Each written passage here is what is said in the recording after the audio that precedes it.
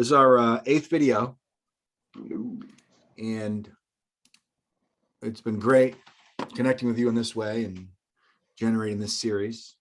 In today's video, we're talking about new behaviors. Chapter 3, building an extraordinary life. Yeah.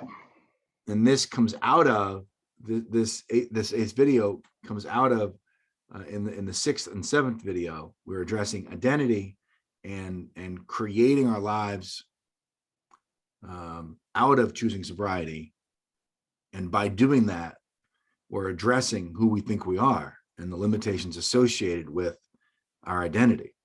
And so now in chapter 3, we're exploring the creative act and what's truly possible for us.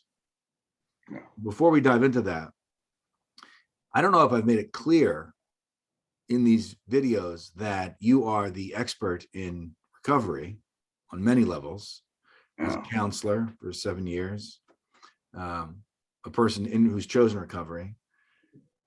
And I am, you could say, the expert in transformational mind dynamics, the system that drives the creative potentiality for the participants in the seminar series. So our focus with this video and our relationship is bridging the gap between sobriety work and transformational work, which is what you coined as chapter 3. Yeah. I think this is I'm glad that you brought that up. It's important for people to kind of get our credentials straight. And if I know anything, it's drugs. Drugs. Very well. Figured if I'm going to work in the field, I might as well do all the field research I could. Right. So I spent 6 years of my life just doing heroin and pills just to train, and I'm proficient. It's very important. Good for you. Yeah, you got to know your product. You got to know your product. Yeah. Yeah. I'm not naturally this broken. I was like, I have to break myself so bad. There you go. And then to get to this point, but yeah,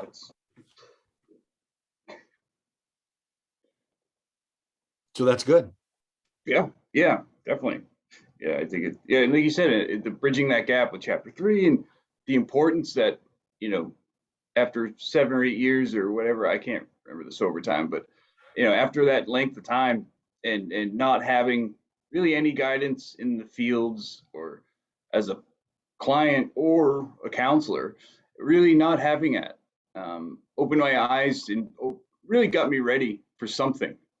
And that's kind of when TMD, somehow came into my life. And really that was that connection that we had. And now me being a part of this, I don't want it to be chance encounters that gets people into real emotional work. I understand. And that's not okay with me anymore. This needs to be brought to the people, and that's my devotion and my calling is to now live my life and my future for TMD integration into long-term recovery. Got it. Yeah, I get that. And further developing where we came from in this video series, the piece that you made so clear for me. I talk about avoiding. I've talked about avoiding for 20 years, but not in the same context that you are talking about avoiding, with regard to the value for avoiding. In the beginning of recovery, what you coined as chapter 1, avoiding people, places, and things, thoughts, feelings, and actions. In the beginning of the recovery, the necessity for building routine.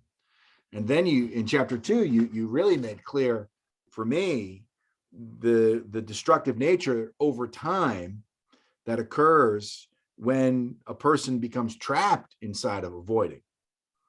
And so whatever that might be, 6 months later, a year later, 5 years later, this construct of avoiding becomes overwhelming and the person's left depressed, anxious, scared, or not in touch with their creative self, the creative act of their lives.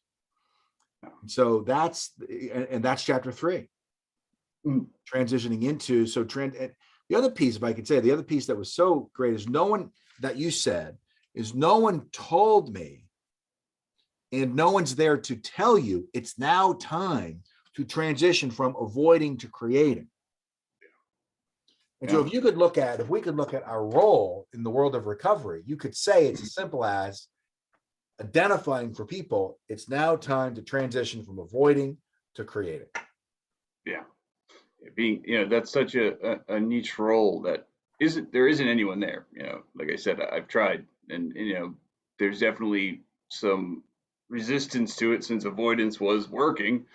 But there's, just like for people getting sober, there's always these moments in time where things can kind of fit right. You have things that you're either hitting bottom, and you have a little bit of support or whatever, and so it's similar into long-term recovery. And I'm sure that there's people like for the Bemis, these people who are in the world that and there's probably other people in different realms that have something like this, but in the rarity for me to come across a Bemis or a Lauderhouse and be the right time, that's it's the odds of winning the lottery while being attacked by a shark while being hit by lightning.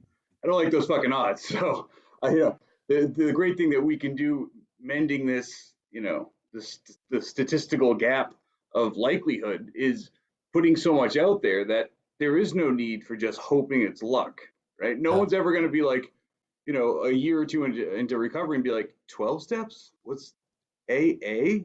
What's that? I don't, is it like, oh, you mean the car company that helps you when you're broken down? It's like, oh, AA, sorry, I got it wrong. And it's because there's no worry about that. AA, 12 steps, they're known. Yes. No one's going to stumble on it. And that's my future with TMD and with you, my community, is to make it so prevalent that at least people are aware that there is a next step, and that chapter 2 isn't the last chapter, and you're not supposed to just be dead inside, bored, and like you said, not creating. That there is a creative act to life. Yeah, and that's what we're working on. I have a buddy that I lift with, and he and I have been lifting now for a good 7 months, and so we've built a relationship. The first time he met me, it was at the bus stop, dropping off the kids, and I parked my car. My first time going to the bus stop, I parked my car where the bus. It's on a corner. The bus comes here. I parked my car here. By the way, there's a stop sign there, and people have to come in and out. You're not supposed to park your car there. But I was late, and the bus was coming. And I got 2 kids screaming and yelling, "Don't go on the bus." And so you can imagine the experience that I was in. And then a black Mercedes pulls up behind my red Ford F-150 at the time and is beeping the horn and pulls around. And I drop my kids and I walk directly to the car. The hands are in the air. Everything's okay. Why are you doing it? Is it fine? Everything's fine. There's no issues. You're fine. I'm fine. Your car's fine. Drive around me and make a right at the stop sign. Everything's okay. Meanwhile, everyone at the bus stop's looking at me. And he says, I like you. And then he says, then we start chatting. He's like, yeah, I'm a correctional officer. And I said, oh, you deal with crazy people all the time. So you get me, right? Like, you get me? He's like, yeah, you're good, man. Don't worry. Everything's good. And we just became buddies ever since. And so out of that relationship, I've become fit, or in the process of moving towards being fit. And he is accessing his transformation. He's getting in touch with, and he and his wife are getting in touch with what's, the programmatic breakdowns that are in their marriage. He does tyrant, she does enabling. And they chose to work with Bemis. And there are a number of sessions in, and they're really transforming their lives. And he was up here today, and he was appreciating me for the difference that he's creating in his life now. And I want to be clear that I'm not coaching him. We're just chatting, and we're just lifting weights. And he says, X, Y, and Z. And I'm like, well, have you looked at it this way? And so the reality, the point I want to make clear is the reality that I'm committed to building with human beings sets in motion the possibility of you could say potentiality, meaning potential is what doesn't already exist. It's the movement into something that doesn't already exist, or possibility might be a better word, meaning possibility isn't here now, it's what's possible, right? And so we lose. But something that can happen that does not happen yet and isn't just going to. It isn't just going to, right? It isn't just going to. And so if we look at this chapter 1, chapter 2, and we and the value for avoiding, but what occurs then is you just lost access to possibility. You stay trapped in, not you, Paul, but the person stays trapped in avoiding chapter 1, chapter 2, and the value for avoiding that eventually becomes a lack of possibility, a lack of potentiality in his life. And so I was, he's been very supportive for me in my life, and I expressed that to him. Yeah, this is what we're up to. We're talking about building reality for people who are willing to begin to consider that there's more. Yeah, or that there's, that there is more, that there's, the fact that there isn't thought to be more, and that this is it. If you're not happy, it's on you, or you're not doing this right, or the steps right, or you're not in therapy, you're not on this med or whatever. That's all is really available to us right now, outside of, again, these small, these individuals or small groups that might have some knowledge about, chapter 3 and beyond. It's just not possible for the vast majority of people in recovery and in life to know that there's more, and that there is something that you can do. And that's again, changing that perspective and getting that information out is where we're at. You're changing the narrative. Mm-hmm. Yeah, it's true. And you have a commitment to the VA, right? So what you're up against with regard, this is the VA, what you are up against is your relationship to narrative, to bringing a narrative into the VA.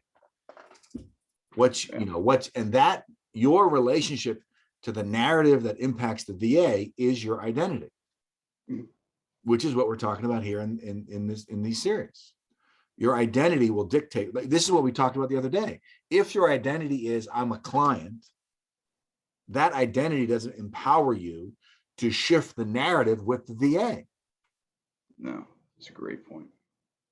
So now when we can begin to see the only thing that's in our way from truly creating our lives is who we think we are, our identity. Then the problem becomes we can't see it. And you discussed that. We discussed that in last videos, blindness. And then it isn't blindness, it's blindness to being blind. And we discussed that as well. Yeah. You can't see what you don't know is there. You can't see what you can't see. All of it. It's just that's what life is at that point. And you're trapped. That's what you're describing. That's what I'm hearing. That you're trapped. I'm trapped. We're trapped inside that identity. So you create a vision and you begin to play for something bigger. And if you could add coaching to that, if you could add a resource that can help you see what you can't see, then you're only to become more effective at what you intend to create in your life. Yeah. And that then becomes the power of coaching. Yeah, and I think the idea behind radical honesty is such a touchy subject with people.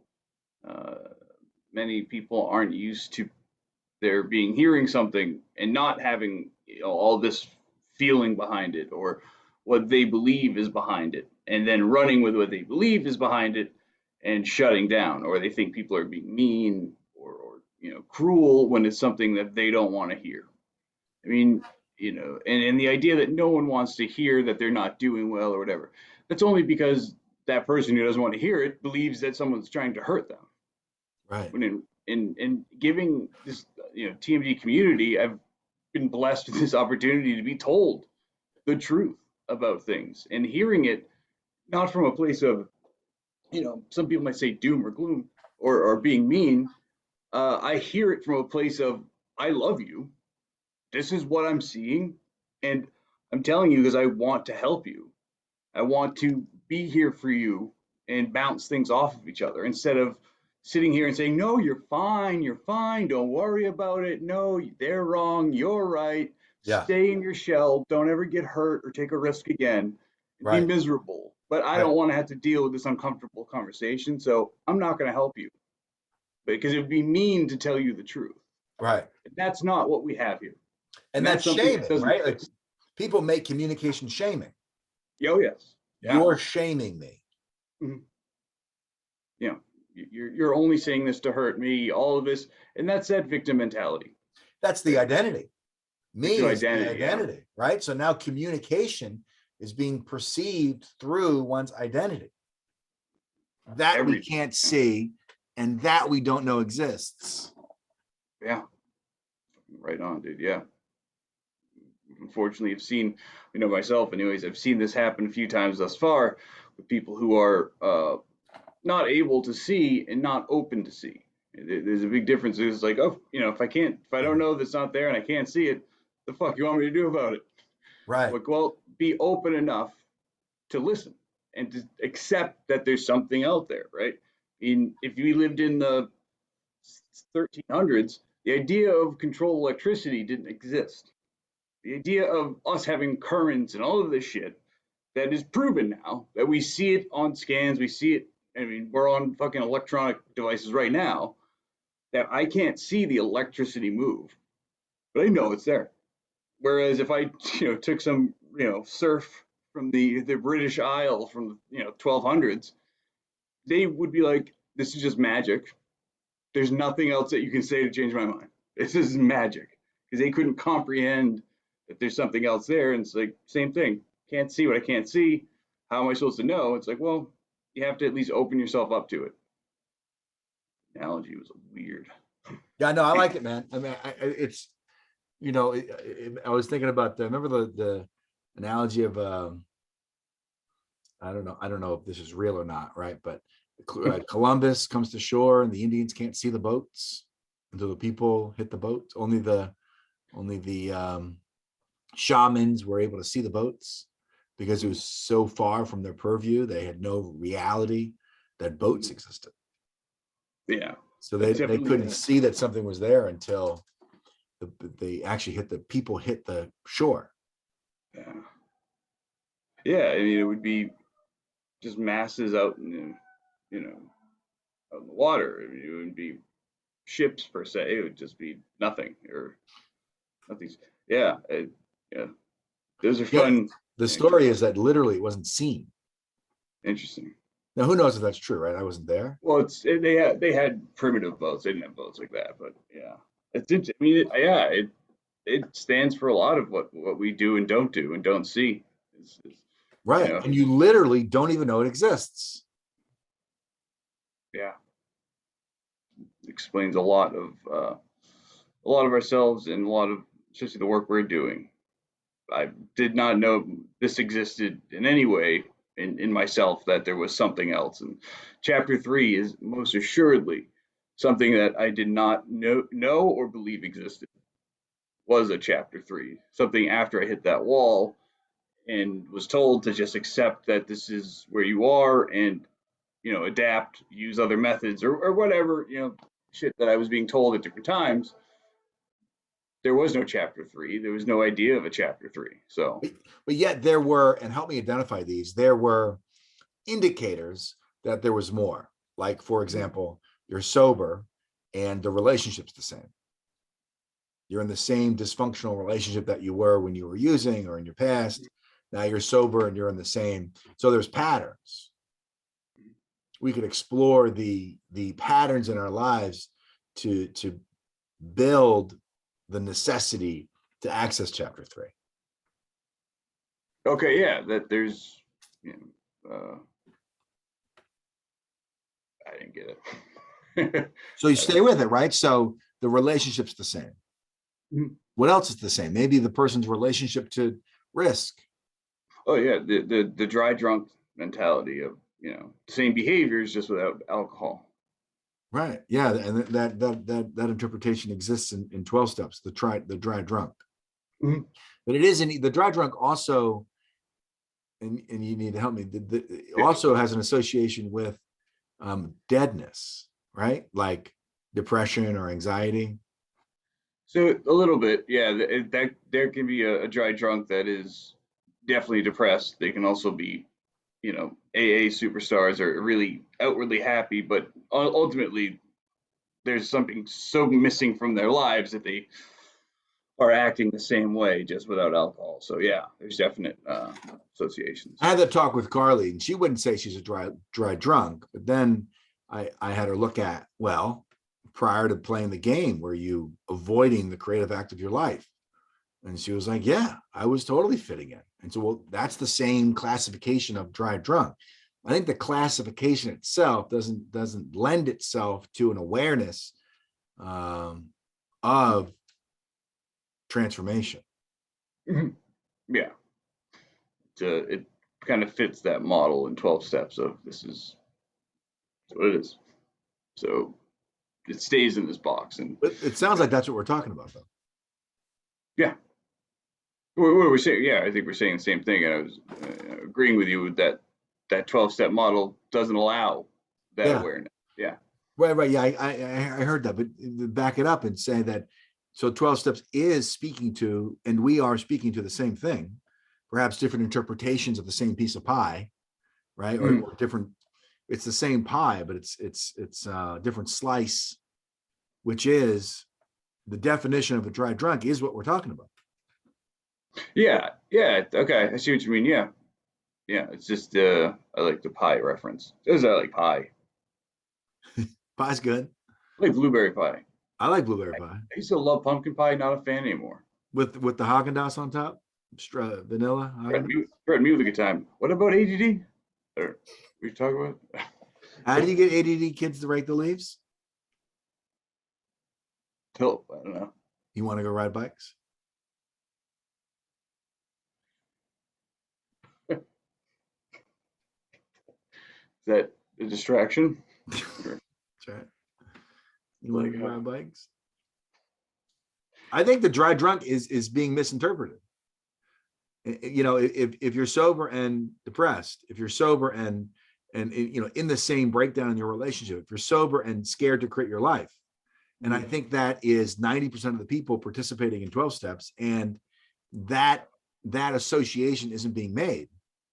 dude, okay, Dragon, I got you now. Okay, I'm on board. I was I had a block. Yeah, yeah.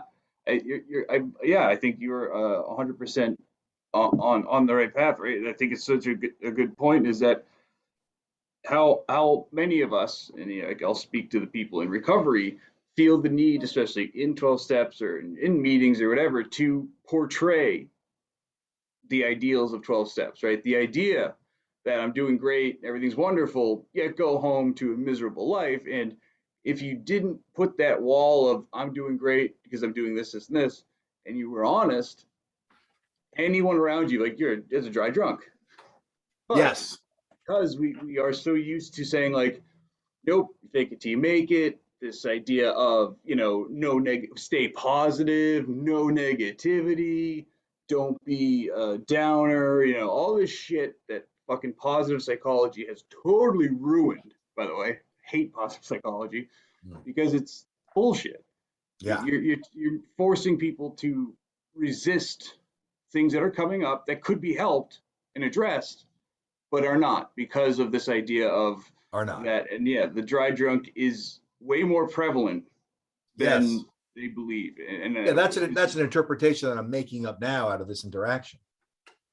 yeah, that's something as an interpretation I have as well. As it's hard to say for everyone, but for the people that I know, and myself included, in recovery, that explained it very well. Your relationship to 12 steps becomes something like asking a fish to climb a tree or a squirrel to swim. 12 steps doesn't provide the type of emotional work that sets emotional freedom from this classification. Yeah. Now you've accessed the classification, and now you're using a resource that doesn't lend itself to the type of breakthroughs you're looking for. So it's a fish jetpack. Gotcha. You're asking for a fish to climb a tree. It's not going to happen. No, so you give him a jetpack.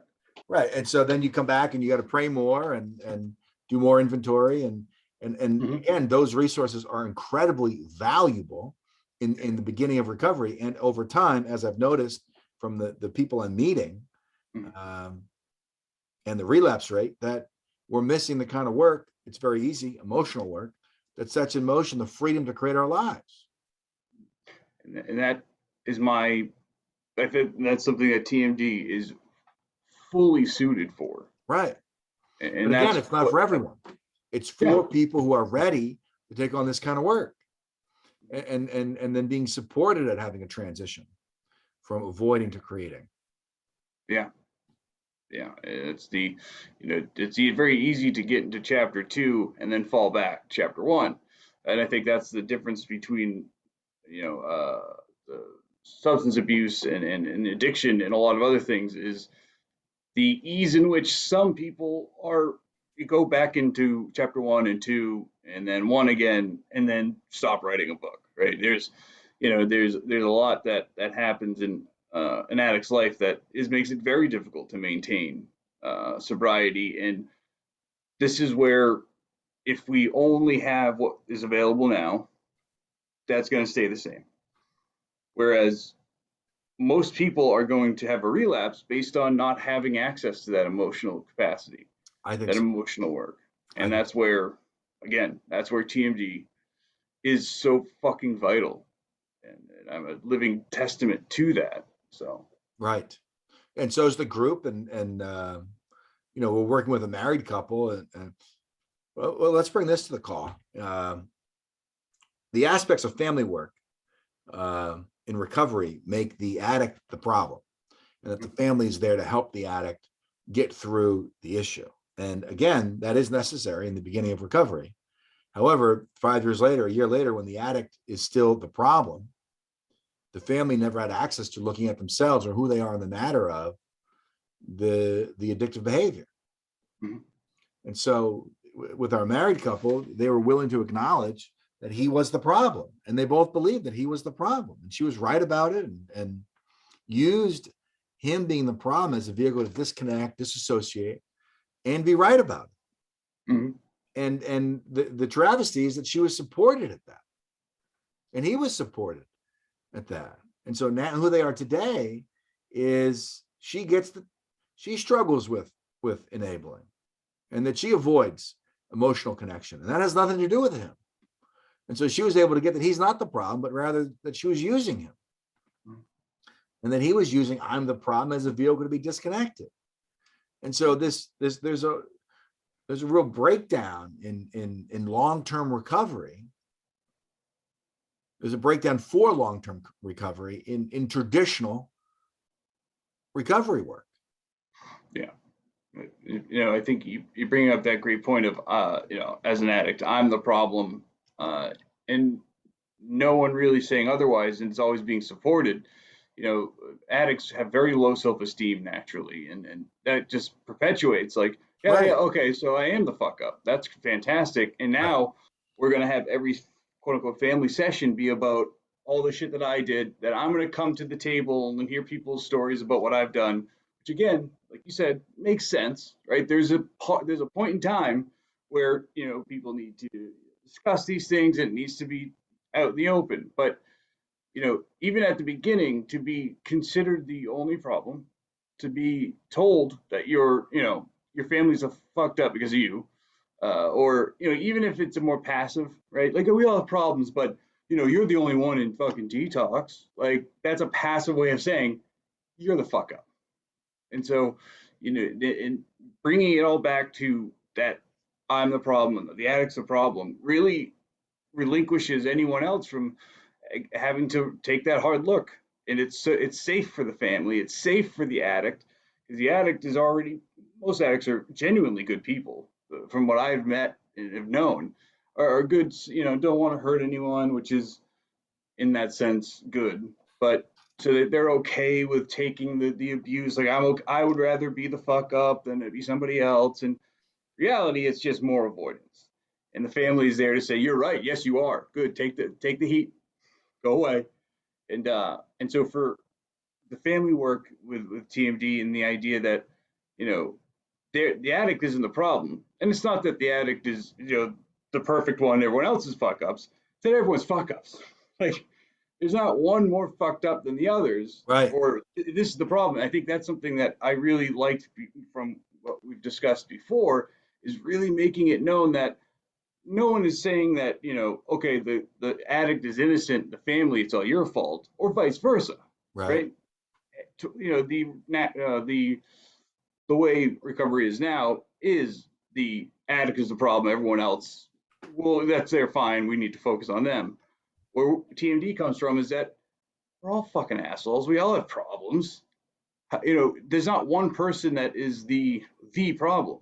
And as soon as we can accept our responsibility in their lives and ours, in the addicts' lives, in our lives, the family's lives, whatever, until that happens, no true family work can begin. That's right. Outside of giving them a safe place to stay sober for a while. But that feeling of being I'm the problem and something goes wrong, you revert right back to what you know. It just Right. happens every time I've seen it in my life and in other addicts. So, that idea that it's not one person the problem, it's we all have a hand in everything that happens in our lives, and Right. take responsibility and care about each other to do something. That's what TMD offers the family, which is not available. Yeah, there's a number of ways to look at this and to negate that I'm a problem.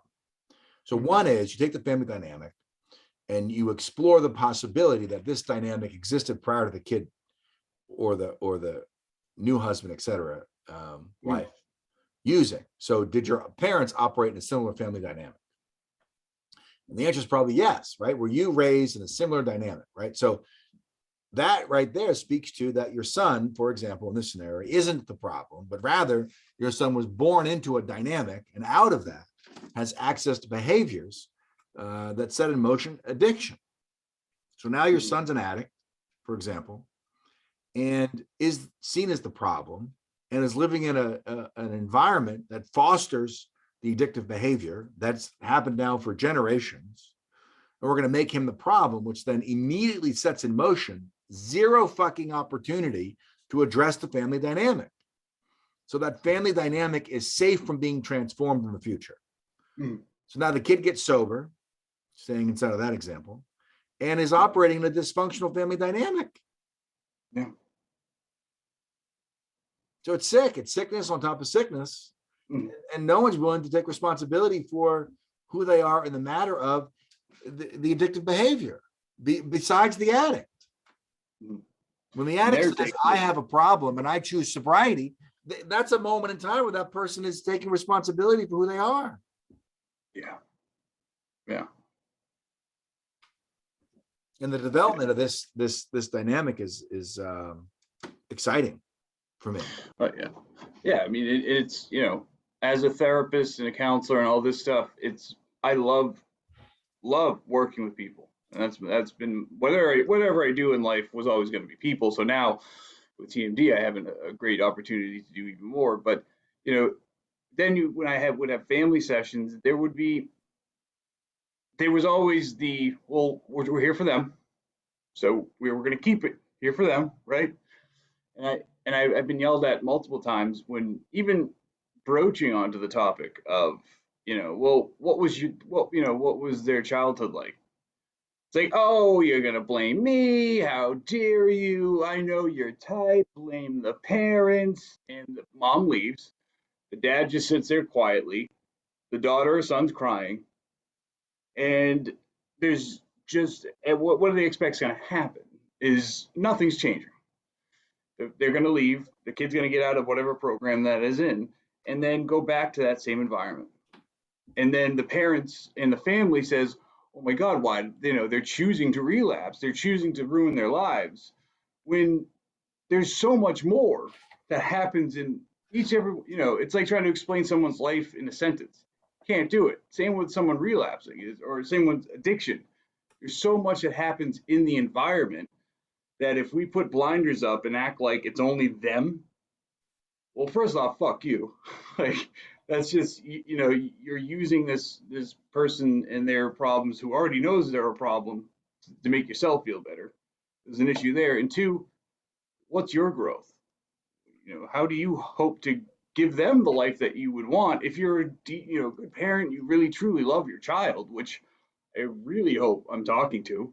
By the way, I don't have kids, so I have no idea what that's like. So I can separate myself a little bit from that. But the idea that most parents truly do love their children and truly want the best for them, that the work doesn't just start with them and end with them.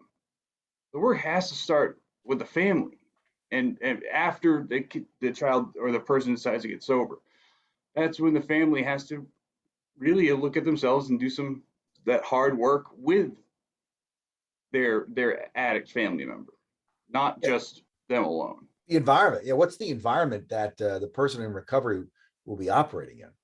Does that environment hold space for accountability? Does that environment hold space for self-awareness? Does that environment hold space for transparency, radical honesty, integrity? Or are these foreign concepts? And for a lot of folks, it's foreign. It's foreign. And I would say for the most part, families give a shit and want to help, and it's our lack of awareness that sets in motion the same dysfunctional dynamics. Mm-hmm. You don't know what you don't know. Right. So what we're discussing today is the moment we choose to take on our lives, to transform a relationship or our families or our future, what I can create in business or what I can create for my emotional health, physical health, exists out of our willingness to confront who we think we are. And I think I'd be remiss, and we would be remiss if we didn't bring up feeling. Oh. And yeah, right. There we go. Bring it up all the way. So it's this idea, especially in recovery, is like, again, positive psychology. Fake it till you make it. This idea that feeling is bad or feelings should be avoided, and creation. I mean, go to something that you find beautiful in art form. There's feelings everywhere in the creation and the presentation of art, and that's just the basic form of creation. And so for us to avoid feelings really does devoid us of any type of creation in our lives. And I'm living, again, I use myself as a living proof of that, where and this is something I believe a lot of people in recovery experience as well, is the belief that they do feel. And they feel, there are feelings. You're depressed, angry, sometimes happy, mad, whatever. But it's the acceptance of feelings and the using them and being able to express them open and honestly. These are things that don't happen in 12 steps and just in long-term sobriety, outside of really hard individual work. But even then, you're just focusing on one problem, right? We're just focusing on the feelings. There's no room for behavioral work. And that's something I believe TMD does offer, and I believe it because I've experienced it. Yeah. Is that there is room for the emotion, but also we follow up with real fucking behaviors, real life movement, and that's more than a therapist can possibly do in a room one-on-one. It's just not. It's not real. Can't happen. So. Sure. Yeah, that's great. We never address the emotional breakdowns, working through failure, feeling our feelings, and creating our lives. The cost becomes relapse, or the cost becomes our inability to then create our lives. So chapter 3, the creation of extraordinary life, transforms the identity. The transformation is an expression of what is truly possible, which is to say one's true self, a self that is alive, empowered, and grounded. Self-expression then exists out of the transformation of programmatic responses and sets in motion the freedom, passion, and commitment to create a new life. Make this a two-parter. We can, yeah, we could do new behaviors next time. I'm thinking we can use this for the family discussion, since it's really been family heavy. Okay. And then the next time can be part 2, the emotional work, the self, and that everything you just kind of stated. I think focusing on the family stuff right now is going to be beneficial, and then we can kind of revert back to that in part 2. Sounds great. So in our next call, we'll talk about the emotions we avoid and our willingness to have emotions, or I think it's blindness, looking at blindness, building self-awareness, and the emotions that are created out of building self-awareness versus ruminating, right? Making a distinction between ruminating in a feeling. In that act of breaking through the sound barrier. Right. That's the distinction that would be powerful for people to get. All right, so let's do a little set, like a summation, and then this is actually going to be part one of part two. In our next week, we'll talk about that. You just did it. We didn't. You just did. Do it again. Okay. So meaning you think I'm going to edit that shit? I'm not editing that shit. Oh, damn it! Yay! Get it? I had my hand up my nose. I was just digging. Did you edit that part out when I was just crying uncontrollably? God damn it! Every time. We're leaving it all in.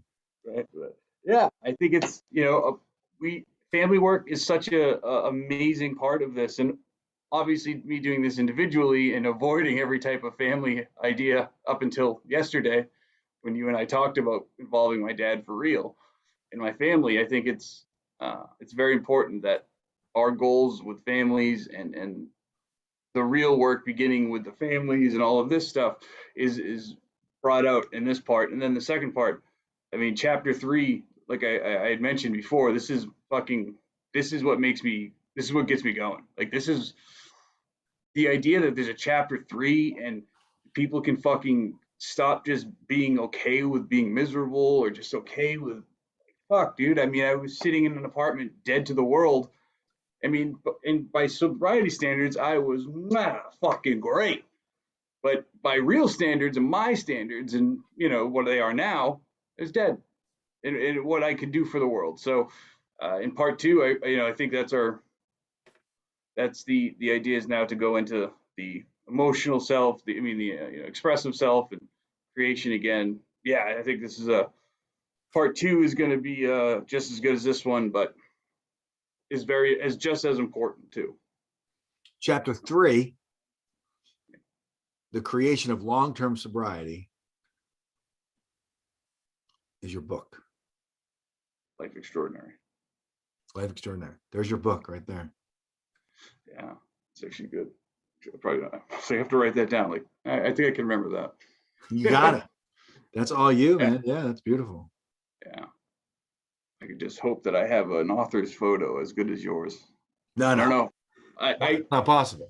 Sometimes I dream too high. I get it. But thank you guys. I think this is there anything else that you want to touch on, Pete? No. You clean it up for us. Right. Yeah. Thank you guys again for watching these. I hope you guys reach out to us. Our emails are in the description, and I don't think I know personally. I haven't really touched on this enough. Is that TMD is built in seminars, and the seminar series is really where the hard work comes in, and the beauty is found, and then the community that comes from it. So really, for more information, reach out to us. Go to Pete's website, TMD's website, and inquire about that, because that's what these videos are great, but this is the information to really show people what else is possible. It's up to you to take that step forward, and now that there's really no not knowing anymore.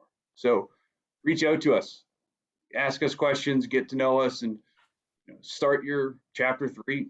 What do you got? Fucking get. The more you wait, the more proof we'll have that chapter 3 is a necessity, long-term sobriety. So, Pete, I appreciate everything you've done for me, especially, but for my community in recovery and our community in TMD. You got it. So I want to thank you for your time here too. You got it. Yeah, it's my pleasure. Actually.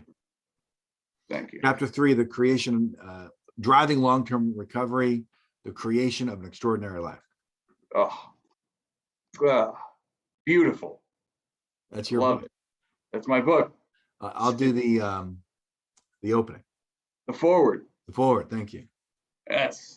You and Stephen Hawking. I had him do one before he died. So, Perfect. Yeah. I It's would, just yeah, a go with robot. that one. Yeah, go. Yeah. Yeah, I'll weigh them out. I'll weigh them out. I don't want to be choosy yet. But, There you go. Yeah, good call. You got to process it. Sure. oh yeah, definitely.